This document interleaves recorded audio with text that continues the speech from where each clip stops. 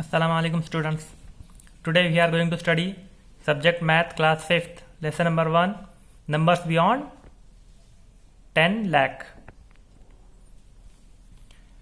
which is this number 10 lakhs. 10 and 5 zeros means 10 lakh.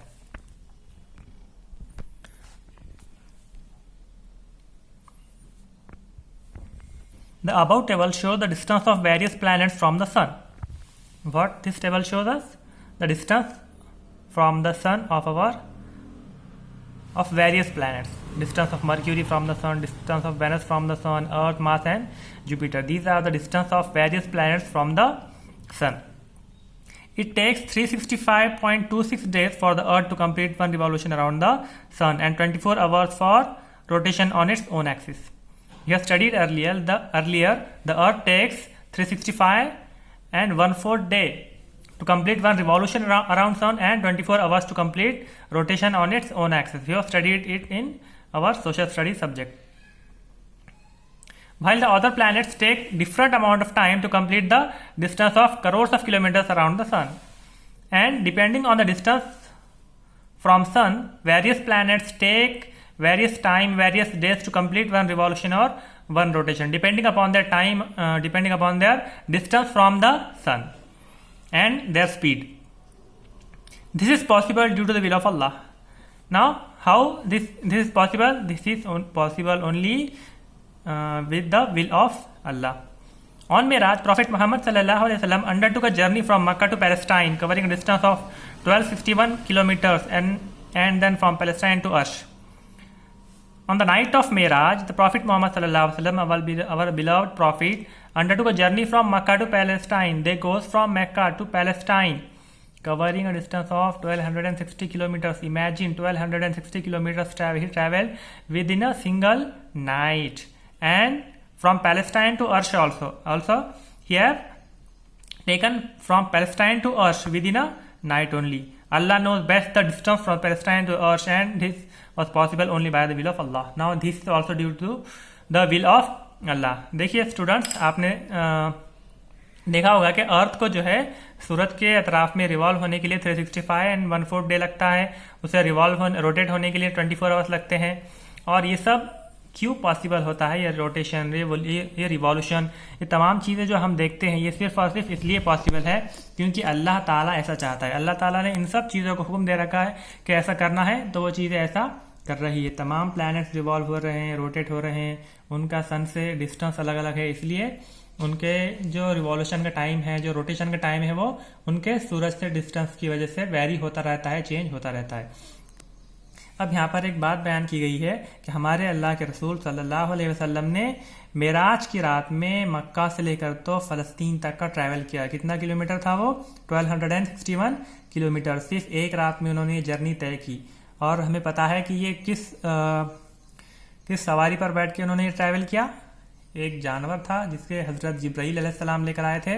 उस जानवर का नाम बुर्राक था. उस बुर्राक पर बैठकर आप सल्लल्लाहु अलैहि वसल्लम मक्का से लेकर फ़लस्तीन गए. फिर वहाँ पर क्या हुआ? वहाँ पर तमाम अंबिया कराम मौजूद थे. आदम अलैहिस्सलाम से लेकर तो हज़रत मोहम्मद सल्लल्लाहु अलैहि वसल्लम तक आने वाले तमाम अंबिया कराम वहाँ पर मौजूद थे. आप सल्लल्लाहु अलैहि वसल्लम ने इन तमाम नबियों की इमामत फरमाई, और इमामत करने के बाद हज़रत जिब्राईल अलैहिस्सलाम उन्हें लेकर अर्श पर गए. Allah knows the best distance from Palestine to अर्श. अब हमें ये तो मालूम है कि फ़लस्तीन से मक्का का डिस्टेंस कितना है, लेकिन हम ये नहीं जान सकते कि फ़लस्तीन से लेकर मस्जिद अक्सा से लेकर अर्श तक का डिस्टेंस कितना है. ये तो हम इमेजिन भी नहीं कर सकते, लेकिन ये डिस्टेंस भी अल्लाह ताला ने ट्रैवल करवाया. और ये क्यों पॉसिबल हुआ? ये सिर्फ और सिर्फ अल्लाह ताला के चाहने की वजह से पॉसिबल हुआ. Now let's revise some basic things. In class 4 we have learned about numbers up to 99,99,999. हमने क्लास 4 में यहाँ तक इन नंबर्स तक स्टडी की. Let us revise some important concepts of numbers up to 99,99,999. अब यहाँ तक जो हमने नंबर्स की स्टडी की, कुछ बेसिक बातों की हम रिवीजन करेंगे, एक बार फॉलोअप लेंगे उनका. First thing is place value. The place value of a digit is the numerical value of the digit depending upon its place or position in a number. Place value means किसी number की, किसी digit की place या position की वजह से जो उसे वैल्यू हासिल होती है उससे कहा जाता है प्लेस वैल्यू। प्लेस वैल्यू आप नाम से समझ सकते हैं। प्लेस वैल्यू किसी डिजिट को हासिल होने वाली ऐसी वैल्यू जो उसके प्लेस की वजह से हासिल हो, प्लेस या पोजीशन की वजह से उसे जो वैल्यू हासिल होती है उसे प्लेस वैल्यू कहा जाता है। In the number the place value of 5 and 9 is 50,000 and 9,000। यहां पर 5 की प्लेस वैल्यू क्या रहेगी, उसकी पोजीशन क्या है हमें देखना पड़ेगा ना। पोजीशन क्या है उसकी, ones, tens, hundreds, thousands, 10,000। Place क्या है उसकी 10,000, इसलिए हम क्या करेंगे 5 को मल्टीप्लाई करेंगे 10,000 से, तो उसकी प्लेस वैल्यू क्या हो जाएगी 50,000। Now place value of 9, what is the place of 9, ones, tens, hundreds, thousands, means you have to multiply 9 with 1000. What is the answer? 9,000. So the place value of 9 is 9,000. This is the place value, concept of place value. The value of a digit, the depending on its place or position is called as place value. Now second thing is face value. The face value of a digit is its actual value without considering the place or position of the digit. यानी कि किसी digit की place को consider नहीं करना है। अब हमें फेस वैल्यू में प्लेस को कंसीडर नहीं करेंगे हम, प्लेस चाहे जो भी हो, लेकिन उसका जो फेस वैल्यू है, जो नंबर हमें नजर आ रहा है, वही नंबर उसकी फेस वैल्यू होगी। यानी कि यहाँ पर 2 है तो हम ये नहीं देखेंगे कि 2 किस पोजीशन पर है, बल्कि यहाँ पर क्या डिजिट है वो देखेंगे। यहाँ पर 2 लिखा हुआ है इसलिए इसकी फेस वैल्यू 2, यहाँ 4 है इसलिए इसकी प्लेस वैल्यू 4, यहाँ पर 3 है इसलिए इसकी प्लेस वैल्यू 3। इसी तरह से हर डिजिट की हम फेस वैल्यू मालूम कर सकते हैं। फेस वैल्यू यानी कि जो नंबर हमें जो डिजिट नजर आ रहा है वही डिजिट उसका फेस वैल्यू होगा। Now third thing is expanded form. What is expanded form? It is a way of writing a number to show the sum of the place values of all its digits.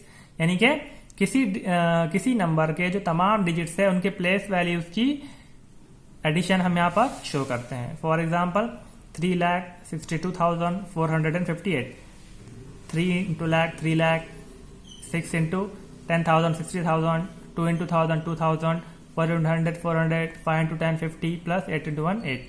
This is the example of expanded form. We have studied it earlier. Now comparison of numbers. Two numbers are compared by comparing the digits of the numbers from the highest place value. अब हम देखेंगे कि किसी दो numbers को किस तरह से कंपेयर किया जाता है। Which is greater between these two numbers? Now we have to compare these two numbers. We have to find which number is greater or which number is lesser. So first of all, we have to compare these numbers, the last place value numbers. We have to compare the digits in the lakhs place is same. Now ones, tens, hundreds, thousands, 10,000, lakhs. This number has lakhs place. 2 is present in lakhs place. Ones, tens, hundreds, thousands, 10,000s and lakhs. In lakhs place there is also 2. So both the numbers are same. In here lakhs place is 2. Here in lakhs place there is also 2. Now if you have to see what number is there in the 10,000 place. Now we compare the digits in the next place, that is 10,000 place. So here 10,000 place, on 10,000 place 5 is present, here 3 is present. So see here 5 is greater than 3, therefore this number is greater than this number. Complete the table given below. Now smallest number, largest number. What is the smallest one digit number? You know 1 is the smallest one digit number and largest one digit number is 9. What is the smallest two digit number? 10. And what number here? Which is the largest two digit number? That is 90. You know what is the smallest 3 digit number? 99 is largest 2 digit, therefore 100 is the smallest 3 digit number and the largest 3 digit number is 999. In this way you have to complete these empty boxes. It is your homework. These are the basic things you have studied earlier in previous class, so you have to complete at your own. Fill in the blanks. The predecessor of 10,000 is means 10,000 से पहले क्या आता है? क्या जानते हैं आप 10,000 से पहले क्या आता है? देखिए आप पूरे नंबर्स काउंट कीजिए और 10,000 से पहले क्या आ सकता है ये यहाँ पर लिखना है. द सक्सेसर ऑफ 98,999 यानी कि 98,999 के बाद कौन सा नंबर आता है वो यहाँ पर लिखना है आपने. The place value of zero in 50,87,543 यहाँ पर जीरो की प्लेस वैल्यू क्या होगी ये लिखना है आपने. जीरो की इस डिजिट में प्लेस वैल्यू क्या है यहाँ पर लिखना है. द फेस वैल्यू ऑफ 9 इन 9,58,760 यहाँ पर 9 की फेस वैल्यू क्या है यहाँ पर लिखना है आपने. 9 की फेस वैल्यू हमने देखा है प्लेस वैल्यू किसे कहते हैं, फेस वैल्यू किसे कहते हैं. 100 मोर देन 4,926 मीन्स आपको 4,926 में 100 ऐड करना है और उसका आंसर यहाँ पर लिखना है. तो स्टूडेंट्स आपने ये सब काम होमवर्क में आज करने हैं. मैं एक चीज आपको बता दूं.